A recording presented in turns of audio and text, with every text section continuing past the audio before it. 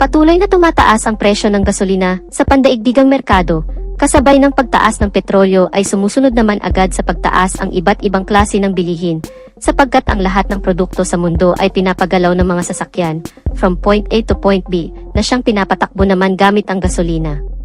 Maaring magkaproblema tayo sa hinaharap kung magkataon, dahil ang produktong petrolyo na pinagkukunan naman ng gasolina ay isang non-renewable source of energy, therefore, darating ang araw na magdi-decline ang production nito.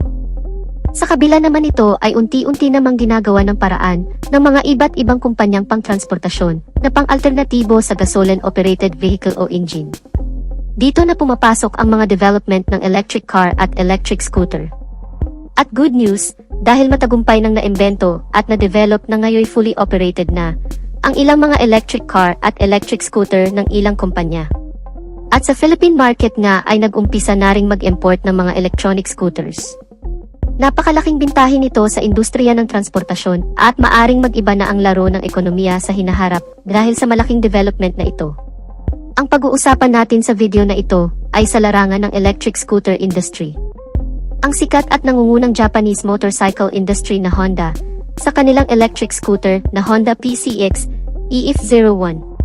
Pero bago yan syempre, kung bago ka pa lamang po dito sa aking channel, baka naman kapatid kung pwede ay pakihit ang subscribe at notification bell icon para lagi kang updated sa ating motorcycle news and reviews. Huwag din kalimutan na mag-follow sa ating Facebook page. Noong buwan ng Oktubre, taong 2017, unang nilabas at pinakilala ng Honda Motorcycle Company ang kanilang electronic motorcycle na nooy isang prototype pa lang sa ginanap na Tokyo Motorcycle Show sa bansang Japan. Makalipas ang isang taon, taong 2018 ay naglabas naman agad sila ng isang global version para i-distribute sa iba't ibang bansa sa kadahilanang para masubukan ang nasabing electronic scooter, kabilang na nga ang bansang Pilipinas, particular sa lalawigan ng Romblon na siyang napiling lugar para i-testing ang pinakaunang bersyon ng electric scooter na ito, taong 2019. At ngayong taon ay alamin at bubusisiin natin ang lahat ng nabago at nadagdag sa mga features ng motorsiklong ito. Mapunta na agad tayo sa ilang niyang feature, na very common na sa isang traditional gas-operated scooter. Meron itong built-in USB charging port sa kanyang left side pocket na kung saan ay pwede mong i-charge ang iyong mobile phone. At ang electric scooter na ito ay equipped with smart key system na kung saan ay remote na lang ang ginagamit upang i-operate ito, kaya napaka-convenient para sa rider, at meron na din itong anti-theft alarm, dagdag safety features para sa seguridad ng motorsiklo. Pagdating naman sa instrument cluster, ito ay naka-fully digital dashboard, at dito ay makikita muna lahat ng importanteng impormasyon, gaya ng digital speedometer, trip meter, odometer, clock at battery capacity monitor. Alamin pa natin ang high-tech specs, engine performance and capabilities, at mga advantages ng isang electronic scooter. Umpisahan natin sa kanyang breakdown electronic motor performance. Ang electric scooter na ito ay equipped with synchronous motor. Ang ibig sabihin naman nito ay nagsisynchronize ang pag-ikot at bilis ng mga mechanical construction parts nito at nagkakaisang lumikha ng isang lakas at bilis na nagsisilbing enerhiya para mapaikot ang mga gulong para umabante ang motorsiklo. At ang kagandahan pa nito, ito ay equipped with built-in motor temperature protection para pigilan ang overloading ng electrical flow para maiwasan ang overheating ng electronic motor, kaya nakakasigurado kang napapanatili nitong stable at nasa magandang kondisyon at continuous ang pagtakbo ng motorsiklo.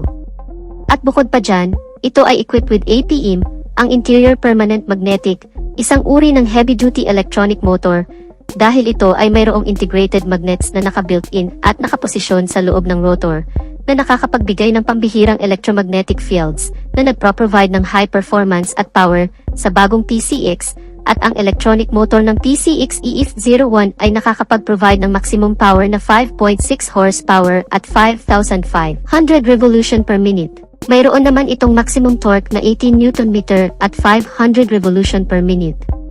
Dito ay mapapansin nyo agad ang kanyang maximum power at torque, kaya ganyan ang performance nito. Dahil ito ay nakadisenyo katulad ng isang 60cc motorcycle, at ito ay ginawa exclusively for home service, panghatid sundo, pangpasok sa trabaho, pang-market at marami pang iba. Ang electric scooter na ito ay hindi applicable sa long rides dahil ito ay nakadesign pang city riding conditions. Ang kagandahan naman ng PCX EF01 ay equipped with 2 removable lithium batteries at mayroon naman itong battery capacity na may kabuuang 21,700 mAh at nakakapag-provide naman ito ng high energy efficiency at high performance. Umaabot naman ang riding distance nito ng around 41 kilometers away bago malobat at meron naman itong power output na 50.4 volts at 20.8 amp hours. At compatible naman ito sa 100 volts AC plug, kaya napaka-convenient ng charging process nito dahil pwede mo itong i-charge direct sa outlet na parang isang mobile phones lang. Ang advantage naman ng removable battery ay pwede itong palit-palitan dahil ito'y detachable. Ibig sabihin ay napaka-convenient nito dahil ang mga batteries nito ay swappable at ito ay equipped with built-in overcharge protection na magpapanatili ng magandang kondisyon ng batteries ng mas mahabang panahon at pagdating naman sa charging capability, ito ay may two ways of charging options.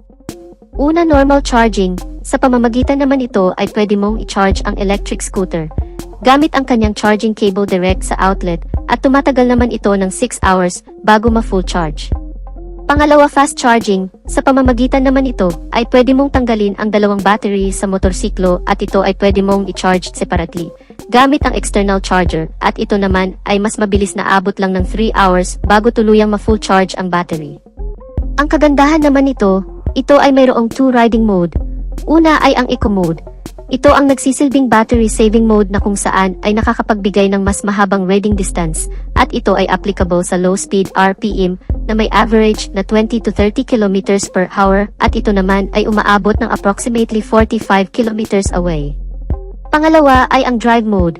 Ang power mode o ang high speed RPM ay ang pinakamalakas at pinakamabilis na pagtakbo ng motorsiklo na umaabot ng 60 km per hour at meron naman itong riding distance na 40 km away.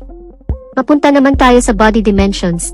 Ang PCX EF01 ay may habang 1,960 mm at may lapad naman itong 740 mm at may taas naman itong 1,095 mm at may wheelbase naman itong 1,380 mm at may ground clearance naman itong 132 mm, mayroon naman itong seat height na 760 mm.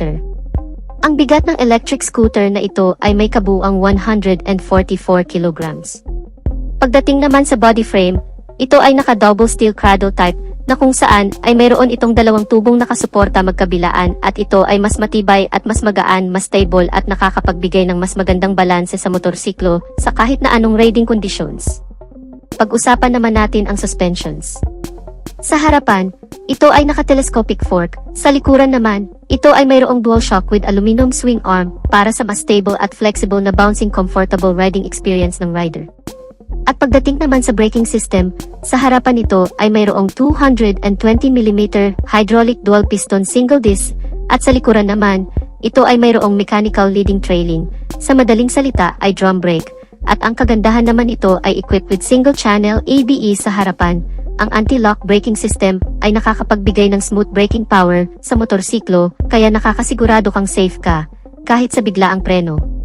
Mapunta naman tayo sa wheels dimension.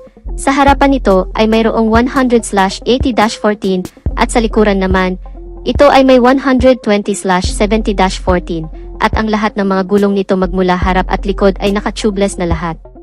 Pagdating naman sa electricals magmula headlight, tail light, at turn signals ay naka-LED na lahat at ma-recognize mo agad na ito ay isang electric scooter dahil sa kanyang blue LED daytime running lights at meron na rin itong 30 liters of underseat compartment. Ngunit dahil dito nakalagay ang dalawang batteries, ay may natitira na lamang itong 8 liters available storage. Ang Honda PCX EF01 ay mayroong top speed na 60 km per hour at may riding distance naman itong 40 km away. Dumako naman tayo sa pinaka-last but not the least. Magkano naman kaya ang presyo ng isang Honda PCX electronic scooter na ito? Well, ang presyo ng bagong Honda PCX electric scooter sa bansang Thailand ay nagkakahalaga ng 57,000 Thai baht. At kung i-convert naman natin ito, direct sa Philippine peso, ito ay nagkakahalaga ng mahigit 90,000 pesos. Paalala lang, ito ay isang direct conversion lamang na presyo from Thailand money to Philippine money. Hindi pa ito ang pinaka-sure at pinaka-final na price at syempre maari pa rin niyang tumaas o bumaba, depende sa proseso at sa mga taxes na ipapatong sa scooter na ito pagdating nito sa Pilipinas. So anong masasabi niyo mga kamoto sa electric operated scooter ng Honda? ang Honda PCX EF01. Plano mo bang kumuha nito pag dumating na ito sa Pilipinas? Just comment your thoughts and opinion in our comment sections below. At dito na natin tatapusin ang video natin mga ka-Wizard Moto. Sana nagustuhan ninyo ang video. At kung nagustuhan nyo ay pakipindot ang like button bilang suporta na rin sa ating channel. At sa mga hindi pa nakasubscribe ay inaanyayahan ko kayo kapatid na mag-subscribe sa aking channel para lagi tayong updated sa mga videos na i-upload ko pa. Maraming salamat sa walang sawang pagsuporta. Ride safe and God bless.